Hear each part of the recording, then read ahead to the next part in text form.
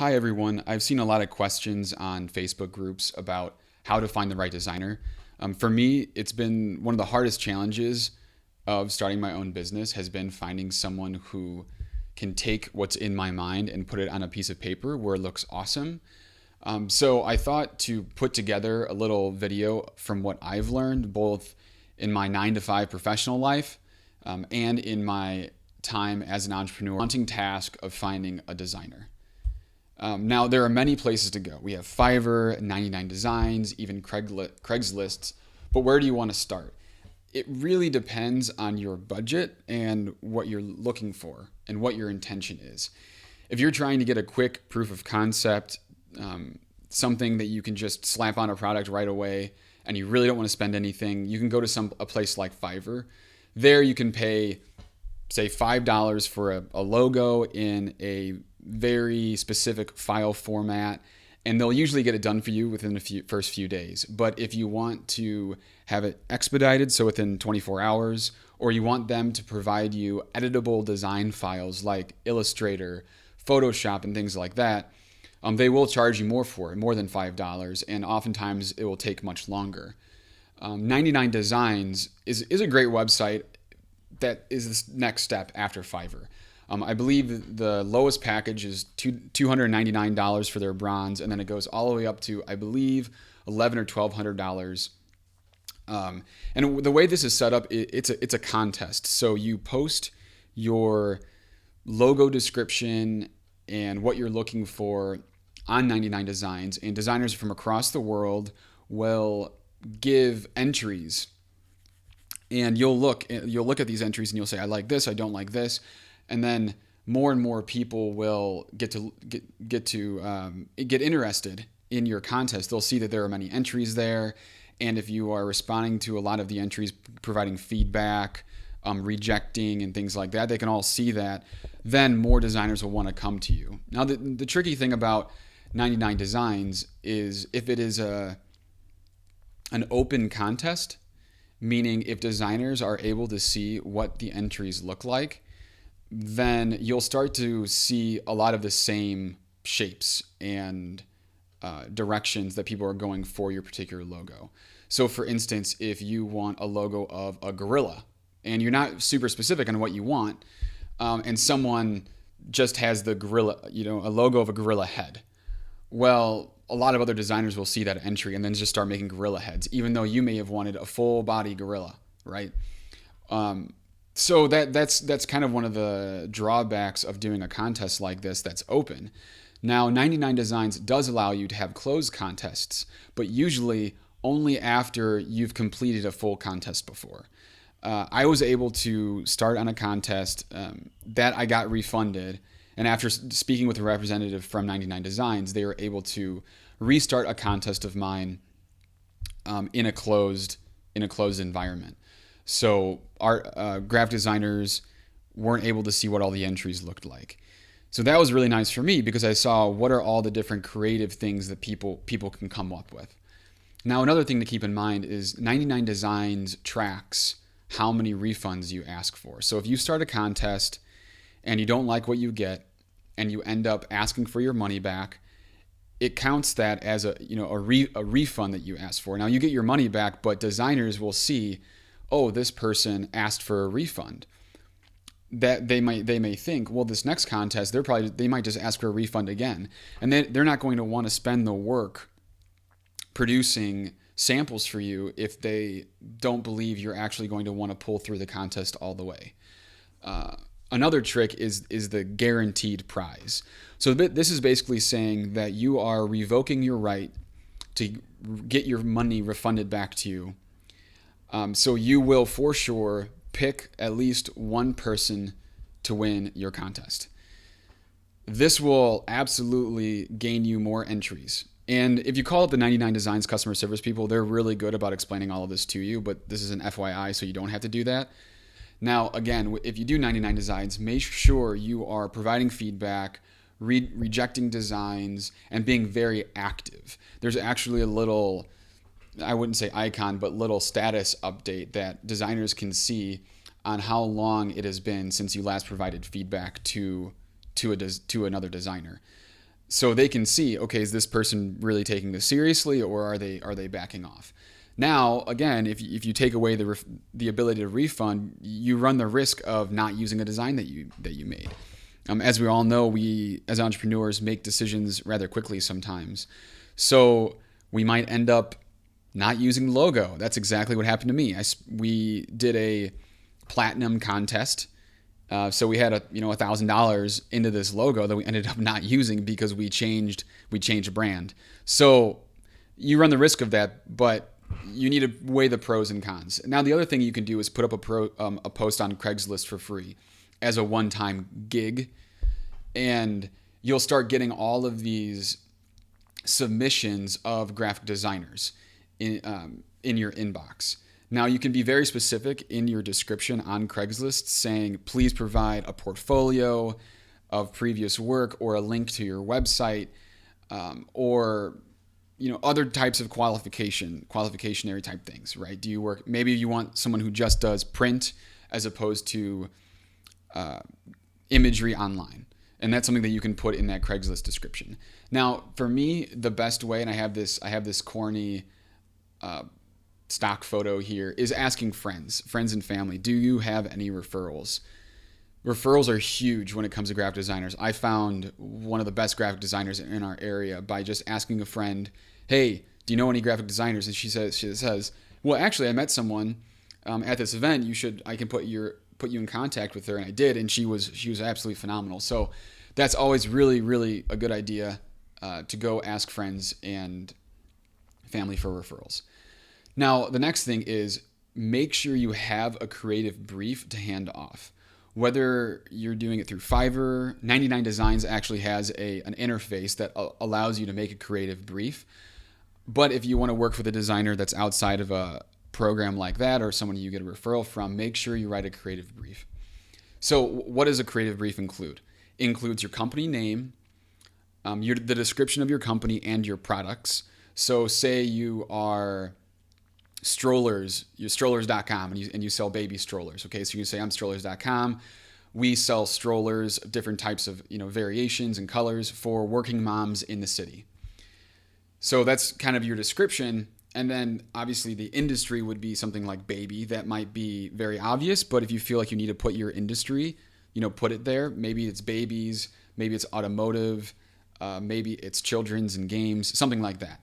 And then who is your target audience? So in the example of strollers.com, maybe you're targeting suburban moms between the ages of 28 and 35 who spend most of their time on phones, or who take their kids to daycare or something like that. And then that will help the graphic designer start to get the look and feel of your audience. Now, you can really build out that audience.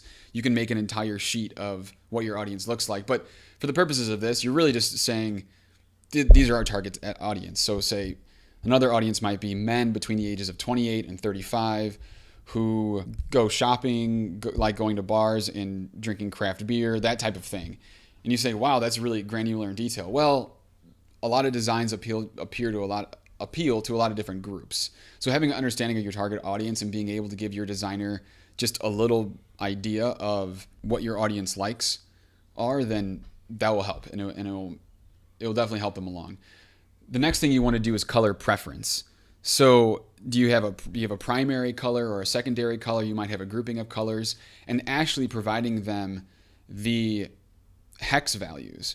So we'll get into hex values in a second here, but the next thing you want to provide to them are uses of the logo. Are you going to be putting this logo on a website, printed or embroidered? Are you going to put it on business cards? Do you want it to have an icon without the words stroller.com? You just want a stroller? Do you want a baby and a mom? What would you like? That's also very, very important. And make sure you include pictures and examples of logos that you feel are close to the style of logo that you want. So you just go on Google and put in, green logo of a tree or something, right? And then it will give you hundreds and hundreds of pictures of logos that are green, that are trees. And you can start to see, what's the style that I want? Do I want to be more abstract? Do I want it to be more literal? Do I want it to be sketched out like a pencil, or do I want it cartoony, or how do you want that tree to look?